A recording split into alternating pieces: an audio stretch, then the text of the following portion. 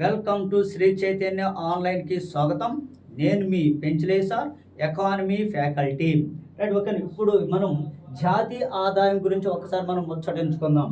జాతీయ ఆదాయం, ఓకేనా? జాతీయ ఆదాయం ఏంటి? ఇప్పుడు జాతీయ ఆదాయం అంటే ఏంటో ఒకసారి మనం చూద్దాం. జాతీయ ఆదాయం అంటే ఏంటి? ఒక దేశంలో, ఓకే, రైట్, ఓకేనా, ఒక దేశంలో ఒక సంవత్సర కాలంలో ఉత్పత్తి అయినటువంటి, ఒక సంవత్సర కాలం అంటే మనం 2026 మరియు 27 ఒక దేశంలో ఒక సంవత్సర కాలంలో ప్రవాసీయుడు అంటే దట్ మీన్స్ భారతీయుడు తయారు చేసినటువంటి వస్తువు మరియు సేవల యొక్క అంతిమ విలువని ఏమంటాం మనం? జాతీయ ఆదాయం అని చెప్పేసి అంటాం. అంటే మన ప్రవాసీయుడు అంటే మన భారతీయుడు మన దేశంలో తయారు చేసి ఉండవచ్చు, అట్ ది సేమ్ టైం ఇతర దేశాల్లో కూడా తయారు చేసి ఉండవచ్చు.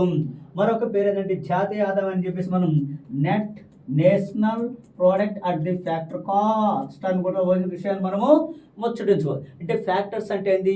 ఉత్పత్తి కారకాలు. ఉత్పత్తి కారకాలు అంటే ఏంటి?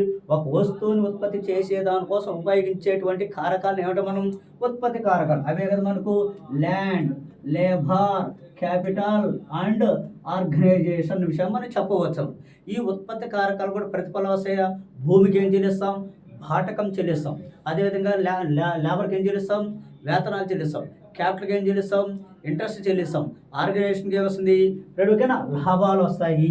ఓకేనా, కాబట్టి ఈ ప్రతిఫలం సరే, ఓకే, బాగుంది. ఇప్పుడు ఈ జాతీయ ఆదాయాన్ని మొట్టమొదటిసారిగా లెక్కించిన వారు ఎవరు అని అంటాడు? జాతీయ ఆదాయాన్ని భారతదేశంలో మొట్టమొదటిసారిగా లెక్కించినటువంటి వ్యక్తి ఎవరు అని అంటే దాదాబాయ్ నౌరోజీ అనే విషయాన్ని మనం చెప్పచ్చు. మరి ఏ సంవత్సరం వీళ్ళు లెక్కించాడు, ఏ సంవత్సరం యొక్క రిపోర్ట్ లెక్కించాడు అనేది కూడా మనకు ముఖ్యం. ఏ సంవత్సరం లెక్కించాడంటే ఈయన 1876 సంవత్సరం లెక్కించడం జరిగింది. ఏ సంవత్సరం యొక్క రిపోర్ట్ అంటే 1867 మరియు 68 సంవత్సరం యొక్క జాతీయ ఆదాయం లెక్కించాడు. మరి లెక్కించినప్పుడు 1867, 68 సంవత్సరంలో మన భారతదేశంలో తలసరి ఆదాయం ఎంత ఉంది, జాతీయ ఆదాయం ఎంత ఉంది, మరి జనాభా ఎంత ఉన్న విషయాన్ని చెప్పడం అనేది జరిగిందంట. చెప్పినప్పుడు ఏం చేశాడు? తలసరి ఆదాయం వచ్చేసి తలసరి ఆదాయం వచ్చేసి 20 రూపాయలు అంట.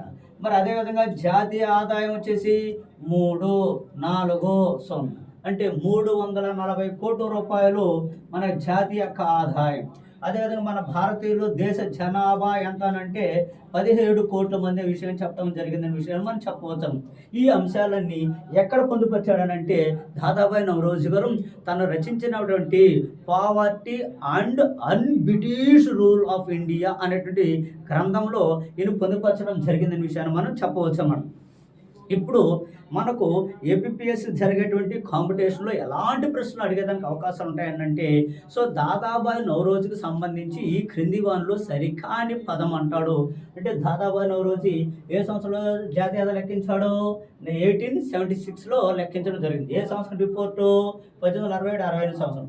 అదేవిధంగా జాతీయ ఆదాయం ఎంత? 340 కోట్లు. తలసరి ఆదాయం ఎంత? 20 కోట్లు. దేశ జనాభా ఎంత? 17 కోట్లు. ఇది కంటెంట్. అందులో ఉన్నదాన్ని హార్డ్ బైన్ అవుట్లు మనము తీసేసేటువంటి పొజిషన్ అనేది మనకు వస్తుందనే విషయాన్ని మనం చెప్పవచ్చు. సరే, బాగుంది.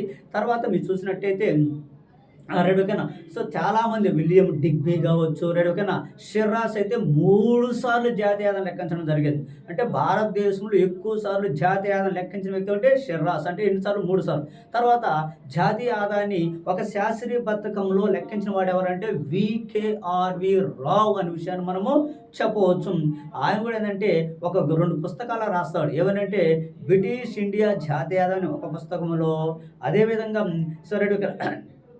జాతీయ ఆదాయానికి సంబంధించినటువంటి and SI on national income, Indian national income అనేటువంటి పుస్తకంలో ఈ రెండు పుస్తకాల్లో జాతీయ ఆదాయం కూడా లెక్కించడం జరిగింది. తర్వాత స్వతంత్రం వచ్చిన తర్వాత మనకు పిసి మహాల్నోబిస్ అధ్యక్షన 1949 సంవత్సరంలో జాతీయ ఆదాయం లెక్కించారనే విషయం మనం చెప్పవచ్చు. పిసి మహాల్నోబిస్ హెడ్గా ఉంటాడు, వికేఆర్వి రావు సభ్యులుగా ఉంటాడు, డిఆర్ గాడ్గిల్ సభ్యులుగా ఉండటం అనేది జరుగుతుంది. దీన్ని 1949లో వేయడం. దీన్ని ఏమంటే మనం హై పవర్ కమిటీ అని కూడా మనం చెప్పవచ్చు. దీన్ని ఓకేనా, ఈ కమిటీని ఏది పిసి మహాల్నోబిస్ కమిటీని మనం ఏమంటామని అంటే జాతీయ ఆదాయ లెక్కింపుకు ల్యాండ్ మార్క్ అని కూడా మనం చెప్తాం. ఓకేనా. ఇక్కడ సైమన్ కుజినెట్ని కలుస్తారు వీళ్ళు ముగ్గురు కలిసి. సార్ మాకు జాతీయ ఆదాయాన్ని ఎట్లా లెక్కించాలో చెప్పంటే ఆ నీటికి వివరణంగా చెప్పడం అనేది జరుగుతుంది. ఇలాంటి అంశాలన్నీ కూడా మనం కులంకుషంగా చెప్పవచ్చు. మరి ఈ జాతీయ ఆదాయం అన్నాం కదా, జాతీయ ఆదాయం అనేటువంటిది ఎప్పుడు కూడా ఒక ప్రవాహ భావన, ఒక ప్రవాహం లాంటిది. జాతీయ ఆదాయం ఒక అంటాడు ప్రవాహ భావనం. జాతీయ ఆదాయం అనేటువంటిది ఏ శాస్త్రంలో ఉంటుందంటే స్థూల అర్థశాస్త్రంలో ఉంటుంది. మరి ఈ స్థూల అర్థశాస్త్రాన్ని ఎవరు అభివృద్ధి చేశారని అంటే 1930 సంవత్సరంలో ఆర్థిక మాంద్యం అనేది తీవ్ర స్థాయిలో ఉన్నప్పుడు జేఎం కీన్స్ అనేటువంటి వ్యక్తి ఏం చేస్తాడు, ఓకేనా, స్థూల అర్థశాస్త్రం అభివృద్ధి చేయడం జరుగుతుంది. తర్వాత 1933 సంవత్సరంలో ఓకేనా 1933 సంవత్సరంలో మనగా రాగ్నార్ ఫిష్ అర్థశాస్త్రం రెండు విభజిస్తాడు. అంటే సూక్ష్మ అర్థశాస్త్రం మరియు స్థూల అర్థశాస్త్రంగా విభజించడం జరుగుతుంది. రైట్, బాగుంది. కాబట్టి జాతీయ ఆదాయం అనేది ఏ అర్థశాస్త్రం సంబంధించిందంటే స్థూల అర్థశాస్త్రం సంబంధించింది. స్థూల అర్థశాస్త్రం అభివృద్ధి చేసినటువంటి బ్రిటిష్ ఆర్థికవేత్త ఎవరంటే జేమ్ కీన్స్ అనాలి. ఏ సందర్భంగా, ఆర్థిక మాంద్యం సందర్భంగా, ఏ సంవత్సరంలో అంటే 1913 విషయాన్ని మనము ముచ్చటించుకోవచ్చు. రైట్, బాగుంది. ఇప్పుడు ఈ జాతీయ ఆదాయం అనేటువంటిది ఎప్పుడు కూడా మనం చూడండి ద్రవ్య రూపంలో లెక్కిస్తాము. ఇప్పుడు 340 కోట్లు అన్నాడు కదా, ఈ ద్రవ్య రూపంలో కదా లెక్కించాడు. మరి అంతిమ వస్తువులే కదా తీసుకున్నాడు. జాతీయ అనేది ప్రస్తుత ధరల ప్రకారమే తీసుకోవడం అనేది ప్రస్తుత ఉత్పత్తి తీసుకుంటారు. ఒక ప్రస్తుత ఉత్పత్తి అనేది తీసుకుంటారు. అంటే ప్రస్తుతం 2026-27 సంవత్సరం యొక్క రిపోర్టే తీసుకుంటాను. ఆ సంవత్సరంలో ఎంత ఉత్పత్తి అంటే దాన్ని ప్రస్తుత ఉత్పత్తి అంటారు. ద్రవ్య రూపంలో లెక్కిస్తారు. మరి నికర వస్తువుల్ని తీసుకోవడం జరుగుతుంది.